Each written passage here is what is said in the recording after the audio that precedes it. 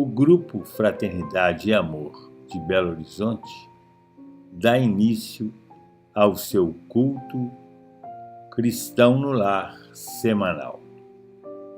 Hoje abordaremos o tema do Evangelho segundo o Espiritismo, que está contido no capítulo 18. Muitos os chamados, poucos os escolhidos.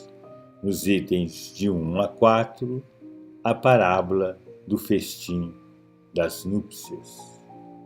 Paz em Cristo.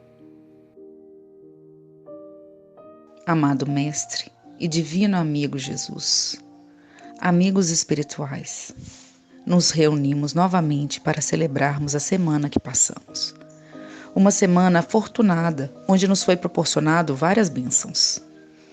A bênção da proteção através do abrigo, do amor através dos nossos irmãos queridos, da materialidade do pão, da tolerância e do perdão às nossas faltas pelo Pai.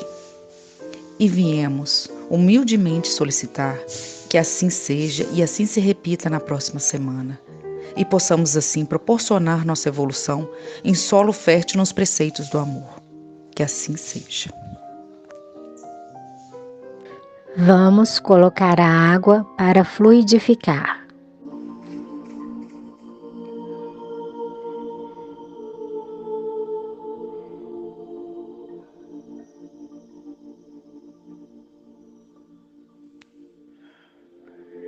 Respire profundamente.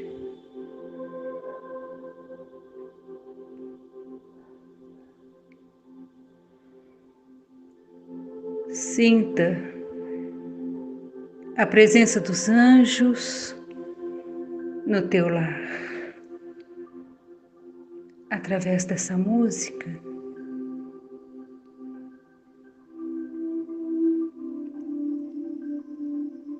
observe que eles estão entrando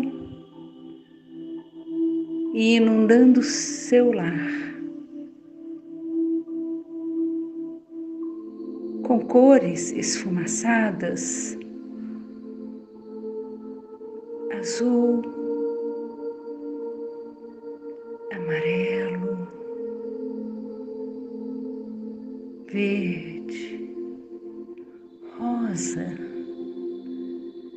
E essas cores inundam a sua sala, o local onde você se encontra. Vocês estão sendo contemplados agora com essas cores sublimes que emanam do céu através dos anjos do Pai. Eles passam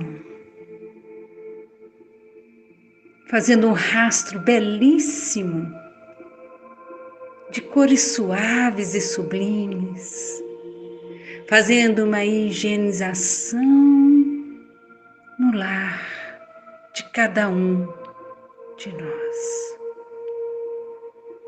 Traga mentalmente seus filhos, sua família, para essa higienização. Pode pedir os anjos para passar no lar de cada um dos seus amados e fazer a mesma vibração de limpeza sagrada.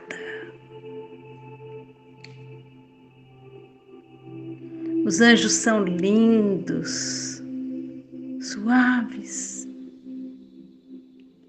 Eles trazem da mão do Pai a leveza de viver. Respira profundamente o azul.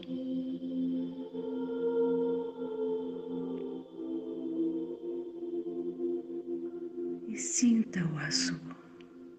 Se veja azul.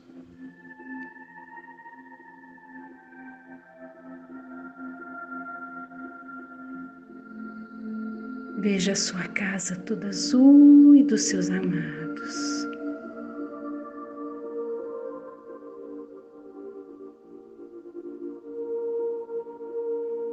Agora respire o amarelo e se veja amarelo, contemplando todo o movimento em amarelo. Isso. Dê boas gargalhadas de felicidade com essa cor forte e amorosa que emana do sol sagrado, vitalizando as células, vitalizando as paredes do teu lar e dos nossos lares, contemplando nossas famílias, nossos filhos, esposo, esposa, e assim sucessivamente a todo o planeta Terra. Olha que rastro lindo está sendo feito nesse momento pelo anjo amarelo, que vem colocar o bálsamo da vitalidade, da cura. E logo em seguida vem o anjo verde, anunciando que todas as células nesse momento estão ganhando o quântico da cura.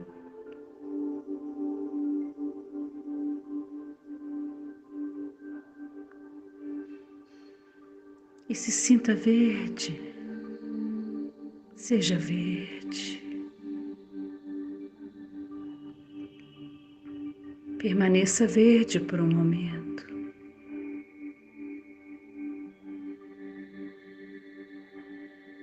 E sinta a vibração dos anjos através dessa música.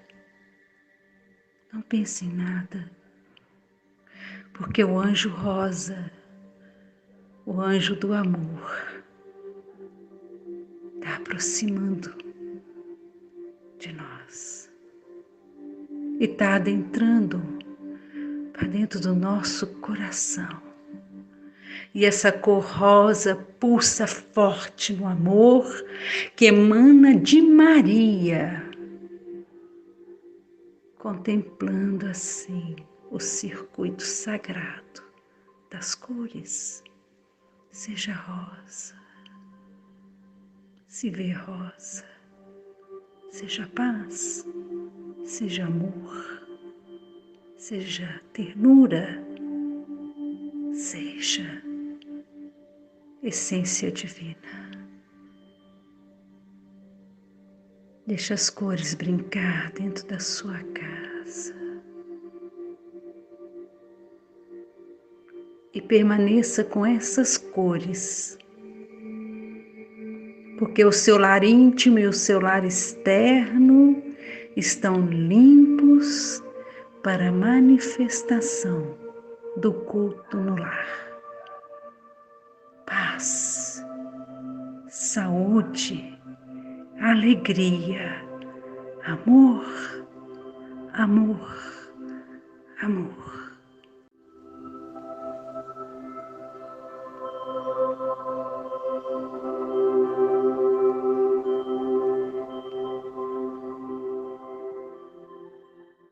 Muitos os chamados e poucos os escolhidos.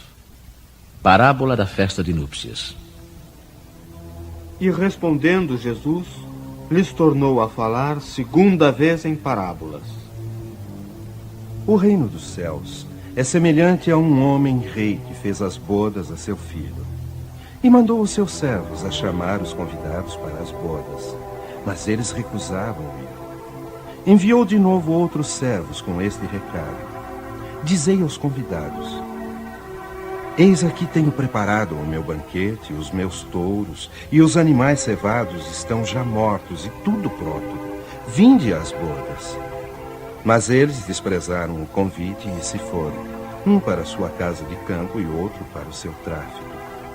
Outros, porém, lançaram mão dos servos que ele enviara e, depois de os haverem ultrajado, os mataram. Mas o rei, tendo ouvido isto, se irou e, tendo feito marchar os seus exércitos, acabou com aqueles homicidas e pôs fogo à sua cidade. Então disse aos seus servos: as bodas com efeito estão aparelhadas, mas os que estavam convidados não foram dignos de se acharem no banquete. E depois as saídas da cidade, e a quantos achardes, convidai-os para as bodas. E tendo saído os seus servos pelas ruas, congregaram todos os que acharam, maus e bons. E ficou cheia de convidados a sala do banquete de bodas. Entrou depois o rei para ver os que estavam à mesa. E viu ali um homem que não estava vestido com veste nupcial. E disse-lhe: Amigo, como entraste aqui não tendo vestido nupcial? Mas ele emudeceu. Então disse o rei aos seus ministros: Atai-o de pés e mãos e lançai-o nas trevas exteriores. Aí haverá choro e ranger de dentes, porque são muitos os chamados e poucos os escolhidos.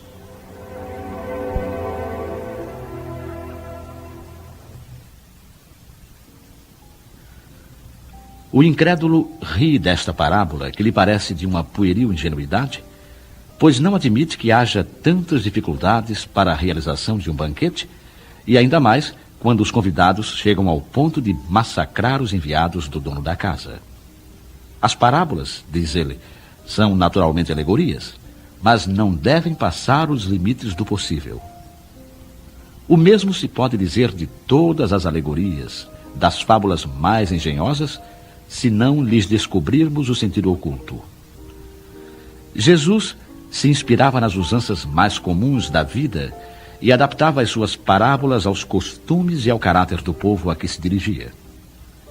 A maioria delas tinha por fim fazer penetrar nas massas populares a ideia da vida espiritual, e seu sentido só parece incompreensível para os que não se colocam nesse ponto de vista.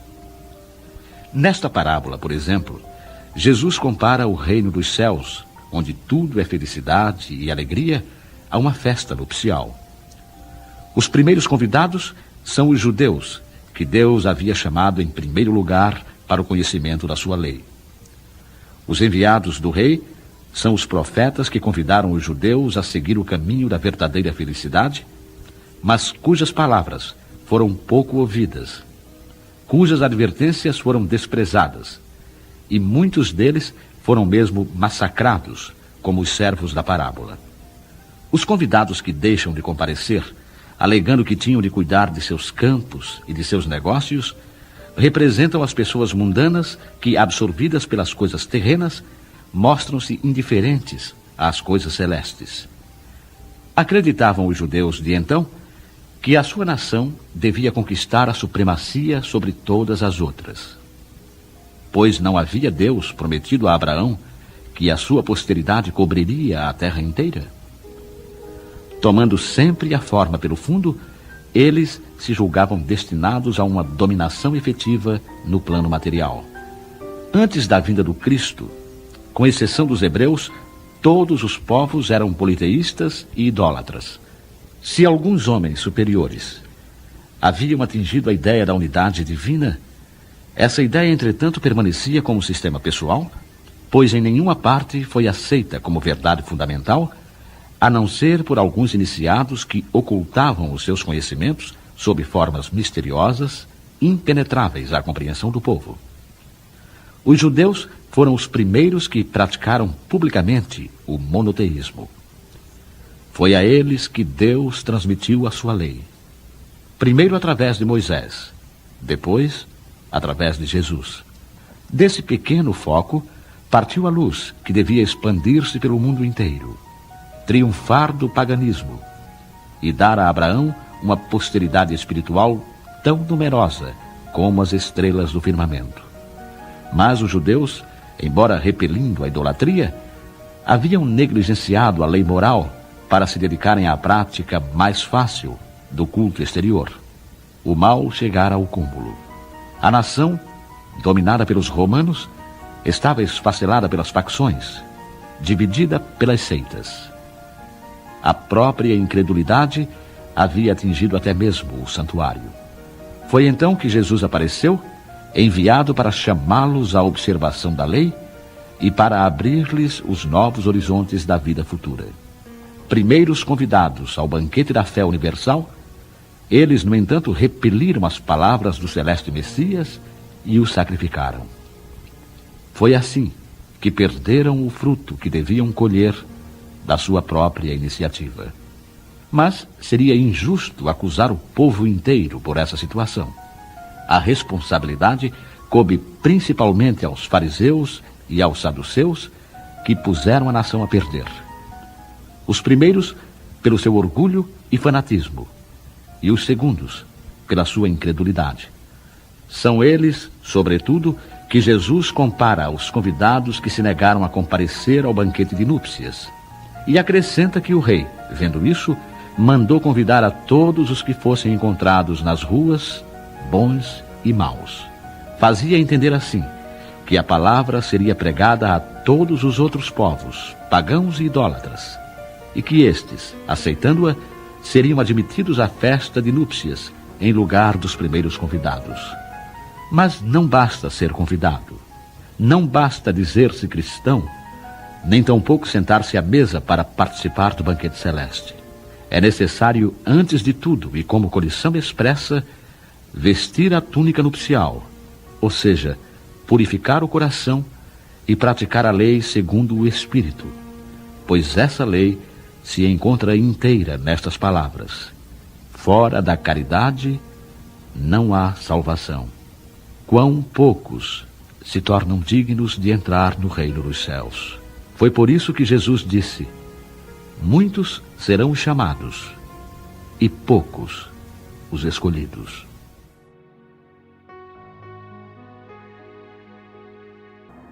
Mestre amado Senhor Jesus, agradecemos pela oportunidade de estarmos reunidos em busca do crescimento espiritual através do Evangelho segundo o Espiritismo. Pai nosso que estais nos céus, santificado seja o vosso nome. Venha a nós o vosso reino, seja feita a vossa vontade, assim na terra como nos céus. O pão nosso de cada dia nos dai hoje. Perdoai as nossas ofensas, assim como nós perdoamos aqueles que nos têm ofendido. Não nos deixeis cair em tentação, mas livrai-nos do mal, pois o teu reino, o poder, a honra e a glória, para agora e todo sempre. Que assim seja, graças a Deus.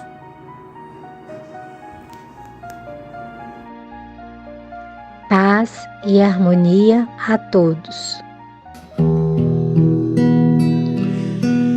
Irmão Sol com irmã Luz, trazendo o dia pela mão. Irmão Céu de imenso azul, a invadir o coração. Aleluia. Irmãos, minhas irmãs, vamos cantar nessa manhã, pois renasceu mais uma vez a criação das mãos de Deus. Irmãos, minhas irmãs, vamos cantar aleluia, aleluia, aleluia.